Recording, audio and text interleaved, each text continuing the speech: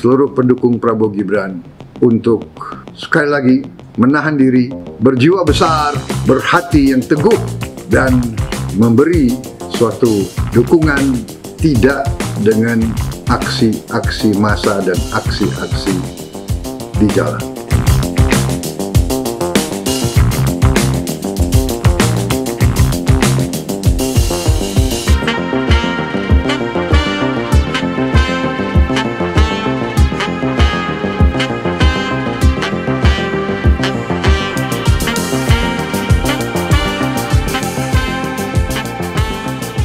Wow, di sini menurut saya himbauan dari Pak Prabowo Subianto sungguh di luar dugaan sekali ya, dan kemungkinan juga akan mengagetkan yaitu lawan-lawan politiknya, yaitu dari pasangan 01 dan 03. Nah, dari himbauan di sini yaitu Pak Prabowo Subianto yaitu menghimbau bagi para pendukung-pendukungnya untuk membatalkan lah setidaknya pada tanggal 19 April yaitu aksi damai. Dan bahkan dari sini juga yaitu bahkan ada berita dari CNN, TKN Prabowo Gibran klaim ada 100.000 pendukung bakal gelar aksi damai, yaitu di depan gedung MK. Ya memang sih, pasti juga akan deg-degser sekali ya, apalagi juga akan ada putusan MK ya setidaknya pada akhir April besok. Entah di situ akan mengabulkan atau menolak, di situ memang membuat deg-degser ya. Tetapi menurut saya juga sangat sulit sekali ya untuk membatalkan misalnya, yaitu pemilu ulang. Menurut saya juga sangat sulit sekali yaitu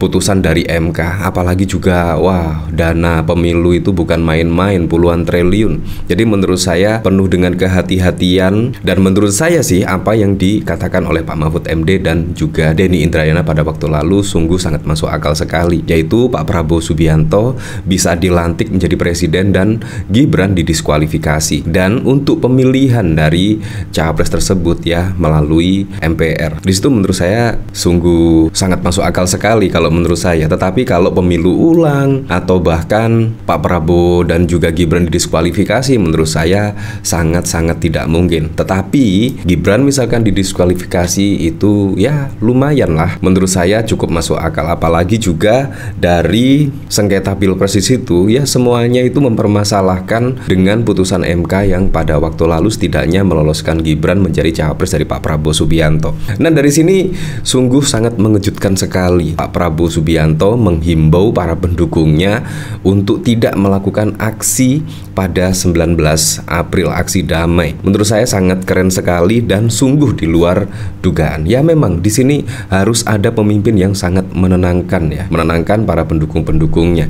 Nah, di sini himbauan dari Pak Prabowo Subianto untuk seluruh pendukung Prabowo Gibran bahwasanya tidak perlu melakukan aksi di depan gedung Mahkamah Konstitusi. Selalu waspada dan hati-hati, tidak terpancing, terprovokasi oleh siapapun yang dapat menimbulkan suasana yang tidak sejuk dan tidak tentram. Ya, sangat keren sekali lah, saya apresiasi.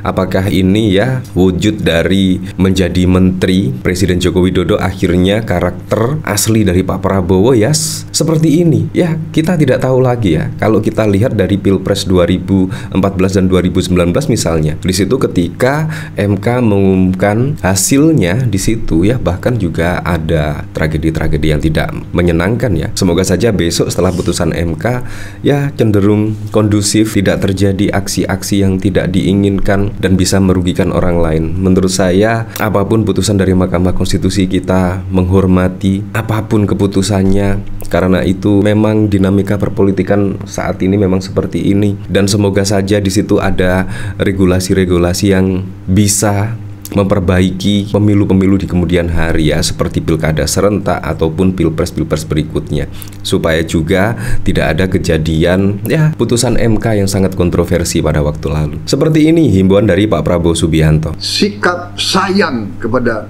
rakyat Indonesia.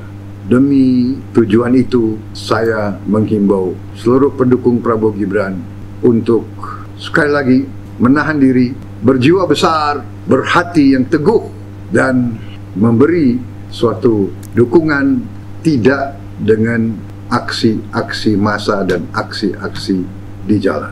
Nah, menurut saya itu sangat keren sekali lah. Nah, bahkan dari berita di sini ya, pada waktu lalu yaitu pada tanggal 21 Mei 2019. Di sini pada Pilpres yang lalu lah, 2019. Di sini bahkan Prabowo bukan soal menang kalah, tapi hak rakyat diperkosa. Di sini memang sangat berbeda sekali. Ya semoga sajalah Pak Prabowo di sini memang benar-benar menginginkan yaitu adanya ketentraman, adanya keademan di Pilpres di sini. Ya memang tidak bisa dipungkiri Pilpres kali ini menurut saya sangat adem sekali ya. Sangat adem sekali. Sangat berbeda sekali pada Pilpres 2014 dan 2019. Ya walaupun dinamikanya seperti ini, tetapi saya akui Pilpres di 2024 berjalan dengan yang semestinya, berjalan dengan adem. Nah, di sini pada waktu lalu ya, 2019 calon presiden nomor urut 2 Prabowo Subianto mempersilahkan para pendukungnya untuk menggelar aksi atas hasil rekapitulasi perhitungan suara secara manual oleh pemilihan umum. Prabowo meyakini rakyat Indonesia khususnya mendukungnya saat ini tengah mengalami kerisauan dengan hasil rekapitulasi perhitungan suara karena dinilai syarat dengan kecurangan. Bahkan menurutnya hak rakyat saat ini tengah dirampas. Kita memahami bersama bahwa rakyat kita sedang risau. Kita prihatin dengan kecurangan-kecurangan yang begitu besar dilaksanakan dalam pemilihan umum yang baru kita laksanakan, kata Prabowo melalui rekaman video yang diterima. Untuk itu Prabowo menganggap wajar jika rakyat berbondong-bondong unjuk rasa di depan KPU, apalagi sebenarnya menyampaikan pendapat oleh masyarakat telah dijamin oleh undang-undang. Ya, sangat berbeda sekali lah dengan Pilpres 2019 ya. Semoga sajalah di sini ya sifat asli Pak Prabowo memang seperti ini, yaitu mendamaikan, menenteramkan dan juga membawa kesejukan lah untuk pemimpin pada periode 2024 hingga 2029. Ya, saya berharap seperti itu. Nah, dari sini saya juga penasaran kira-kira komentar-komentarnya seperti apa ya di sini. Di sini dari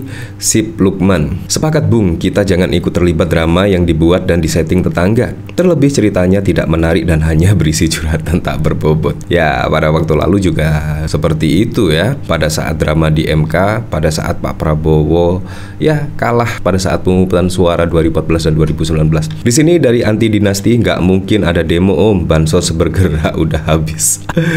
Bener Dre, nggak perlu lakukan aksi bijak ini karena nanti daripada jadi bumerang, yang ikut aksi cuma segelintir orang doang malah malu-maluin. Yang ngaku-ngaku menang pemilu jadi satu putaran. Nah gitu dong, jangan kayak dulu setelah korban ya. Siap bro, insya Allah kebenaran itu ada pada kita. Kasihan para penggerak yang sudah memobilisasi massa. Kalau demonya batal, mereka tidak dapat cuan. Mereka tidak bisa lagi memperlihatkan aksi jutaan yang sungguhnya. Lagian kalau beneran diadain juga yang datang bukan mahasiswi tapi mahasiswa. Ingat Pilpres 2019 yang lalu, saat mendukungnya demo sampai ada ya seperti itu. Semua memang tertuju pada apa? Pada Pilpres 2019 dan 2014, di mana di situ juga Anda pasti juga tahu sendirilah dari berita-berita yang beredar. Ya semoga sajalah Pak Prabowo di sini benar-benar berubah dan membawa kesejukan pada saat memimpin Indonesia ke depan pada periode 2024 hingga 2029. Ya apapun itulah, besok